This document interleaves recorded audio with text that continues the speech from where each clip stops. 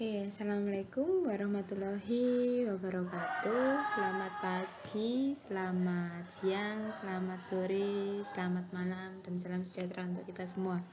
Rekan-rekan mahasiswa dimanapun saudara berada dan kapanpun saudara mengakses video pembelajaran ini, ya kan? Pada saat ini saya akan menerangkan materi tentang pertemuan kita yang keempat, yaitu tentang lelang pajak. Gitu ya. Apa itu lelang pajak? Lelang adalah penjualan barang di muka umum dengan cara penawaran harga secara lisan atau tertulis melalui usaha pengumpulan peminat atau calon pembeli. Lelang ada dua macam, yaitu lelang eksekusi dan lelang non-eksekusi, gitu ya. Apa yang dimaksud dengan lelang eksekusi? Lelang eksekusi adalah lelang untuk melaksanakan putusan atau penetapan pengadilan. Ya, jadi lelang eksekusi itu adalah lelang yang dilakukan karena adanya keputusan pengadilan atau dokumen yang dipersamakan dengan ini, gitu. Jadi dengan putusan pengadilan tersebut. Kemudian lelang non eksekusi adalah lelang barang yang dikuasai milik negara atau lelang sukarela atau lelang barang milik swasta gitu. Jadi seperti apa sih contohnya lelang eksekusi ini? Nah, salah satu contoh lelang eksekusi ini adalah lelang pajak itu sendiri. Kenapa? Kalau lelang pajak, ya, lelang pajak itu kan karena adanya dasar hukum. Dasar hukumnya apa? Surat paksa. Nah, surat paksa itu masih ingat kan, mempunyai kekuatan hukum yang dipersamakan dengan keputusan pengadilan. Oleh karena itu, lelang pajak merupakan salah satu bentuk lelang eksekusi.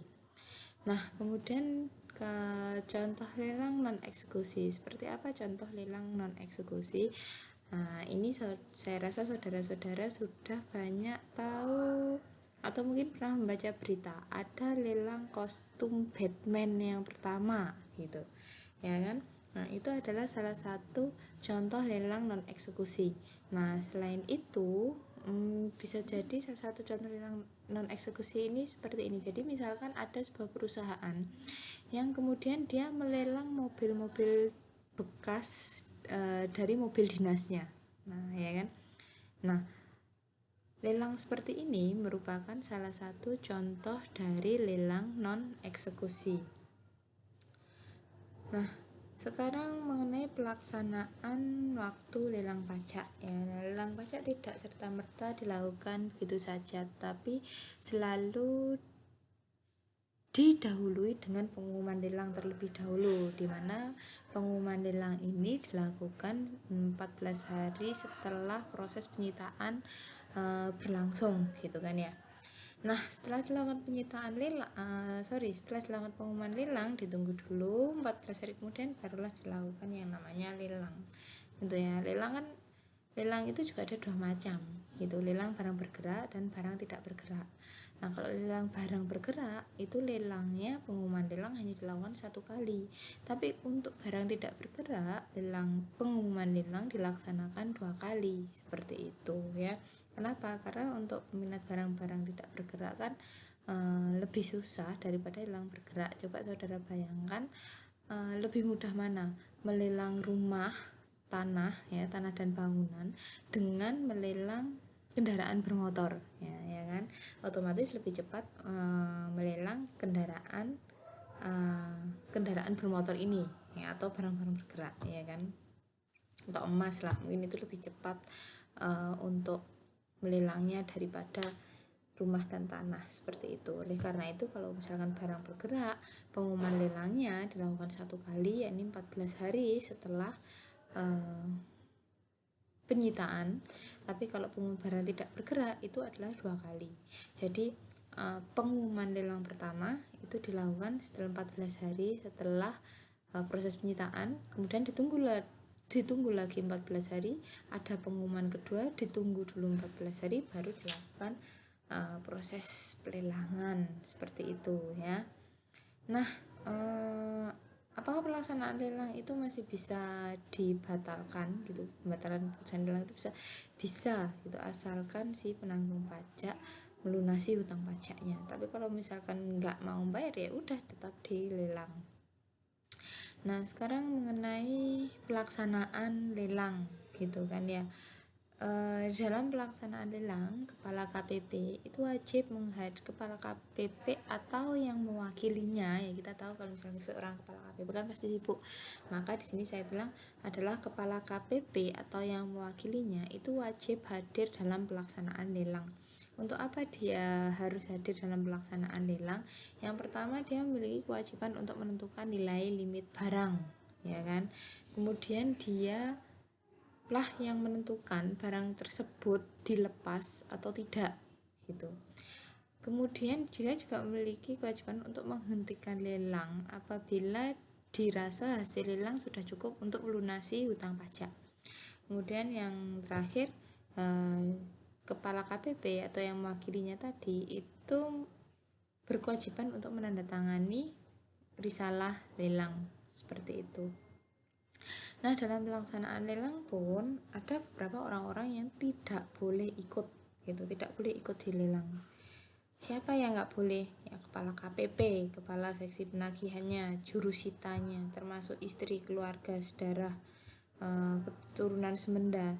Ini yang berhubungan dengan kepala KPP, kepala seksi penagihan atau jurusitanya, ya itu tidak boleh mengikuti pelaksanaan lelang. Kenapa? Dikarenakan nanti ada sesuatu yang nggak adil, ya kan? Kalau dari keluarga kan bisa jadi mereka mendapatkan informasinya dari dalam tentang harga barang tersebut gitu. Jadinya takutnya nanti salah-salah mereka menawarnya rendah, tidak lagi tinggi, padahal barang yang dilelangkan siapa yang menawar paling tinggi itu yang memenangkan gitu ya. Tapi saudara tidak usah khawatir dan jangan sampai berpikir bila nanti jangan-jangan kalau misalkan pelaksanaan lelang itu merugikan para wajib pajak karena penentuan harga limitnya atau penentuan barang itu dilepas terlalu rendah. Enggak gitu ya. Ketika kepala KPP menentukan harga limit barang gitu ya, kepala KPP atau pihak fiskusnya juga itu pasti juga akan mengkomunikasikannya dengan penanggung pajak. Misal barang saya dilelang, saya punya hutang pajak, kemudian barang saya disita dan sampai dilelang. Salah satu yang dilelang itu adalah kendaraan saya gitu. Nah, ketika mereka mau melelang kendaraan saya gitu kan ya, untuk melunasi hutang pajak, mereka akan berkomunikasi dengan saya, Bu Santi, barang ibu ini gitu ya, kendaraan ibu ini nilai limit lelangnya adalah kira-kira 100 juta gitu. Nah, nanti saya setuju atau enggak gitu. Kalau misalkan saya setuju ya sudah dilelang, tapi ketika saya masih belum setuju ya barang tersebut belum bisa dilelang juga ya. Jadi dalam proses pelaksanaan lelang pun lagi-lagi si fiskus harus sangat hati-hati, karena bila sampai dia salah melakukan prosedur atau memberikan wajib pajaknya, maka dia bisa digugat ya, karena ini adalah proses penagihan pajak seperti itu. Oke, kemudian ya, kapan sih pelaksanaan lelang itu dihentikan ya? Apabila hasil lelang itu sudah mencapai jumlah yang cukup untuk melunasi biaya penagihan pajak atau hutang pajak. Nah, kemudian ini lagi materi tentang barang-barang yang dijual dari lelang apa aja. Ada barang yang mudah rusak atau mudah busuk, otomatis nggak bisa dilelang, kayak sayur mayur kan nggak bisa dilelang ya kan. Kemudian uang tunai, deposito, tabungan, saldo rekening koran ya, itu nggak bisa dilelang. Terus gimana dong? Ya otomatis kan itu melalui prosedur pemblokiran. Ingat materi kita tentang penyitaan di minggu yang lalu ya kan. Ada obligasi, saham, surat berharga, piutang, penyertaan modal itu juga tidak melalui proses lelang, tapi ada prosedur yang khusus untuk mengalihkan harta si penanggung pajak ke kas negara ya. Oke, saya rasa cukup sekian untuk materi lelang gitu ya. Apabila ada yang didiskusikan atau ada yang ditanyakan, kita ketemu di Zoom ya, di pertemuan atau Google Meet, atau juga saudara bisa menuliskan pertanyaan dan diskusi di Google Class kita ya. Sampai jumpa untuk pertemuan yang akan datang.